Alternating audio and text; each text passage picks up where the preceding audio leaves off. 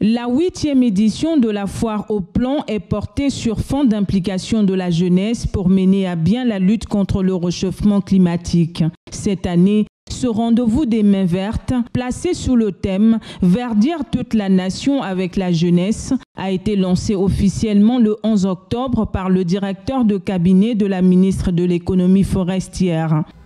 L'appel à verdir la nation procède de la nécessité de soutenir la décennie africaine et mondiale de la forestation et du reboisement, initiative lancée par son Excellence M. Denis Sassou Nguesso, président de la République, chef de l'État, lors de la 27e conférence des parties à la Convention cadre des Nations Unies sur les changements climatiques, COP27, tenue en Égypte en 2022, et qui a fait l'objet d'une première conférence internationale au début du mois de juillet dernier, ici à Brazzaville. L'invite qui est faite à la jeunesse de notre pays à se mobiliser pour cette noble cause s'aligne à l'orientation du chef de l'État qui déclare l'année 2024 année de la jeunesse. Je puis affirmer sans embâche qu'après 8 ans de mise en œuvre, la foire au plan a atteint sa maturité. Dans cette perspective, je voudrais inviter tous les Congolais, les résidents, les passagers, à profiter pleinement de cette plateforme des mains vertes, j'ai cité la foire au plan, pour s'informer et apprendre davantage sur les arbres. Où que vous soyez, parcourez les stands, participez aux ateliers et surtout, procurez-vous des plans d'espèces diverses en vue d'accomplir votre acte civique lors de la 38e édition de la Journée nationale de l'arbre, le 6 novembre prochain. Le coordonnateur du programme national d'afforestation et de reboisement PRONAR a présenté les spécificités de cette 8e édition qui met à contribution des pépiniéristes et horticulteurs. Pour le site de Brazzaville, nous allons recevoir 221 848 plants d'une grande diversité spécifique.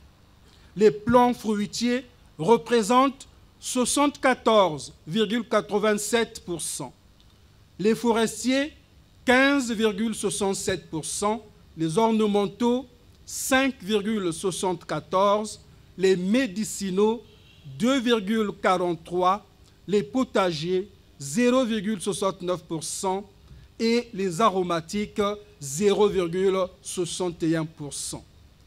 Cette 8e édition regroupe pour Brazzaville 28 exposants venus de différents coins, chacun portant un éventail unique de plants allant des espèces locales aux espèces exotiques. La diversité floristique de cette foire au plan se présente de la manière suivante. 36 espèces fruitières, 17 espèces forestières, 17 espèces ornementales, 6 espèces aromatiques, 4 espèces médicinales et 3 espèces potagères. Sur le tableau des spécificités de cette 8e édition, nous lisons la formalisation des pépiniéristes en tant qu'artisans producteurs, l'ouverture de nos horticulteurs au marché extérieur et la création d'une unité industrielle de transformation des huiles essentielles.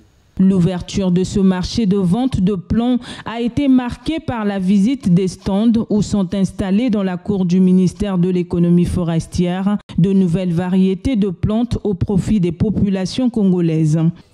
Cette année, ce que je propose comme nouvelle variété, c'est beaucoup plus des marcottes de collatier, des marcottes de goyavier et j'ai également des marcottes de litchi, les litchis chinois.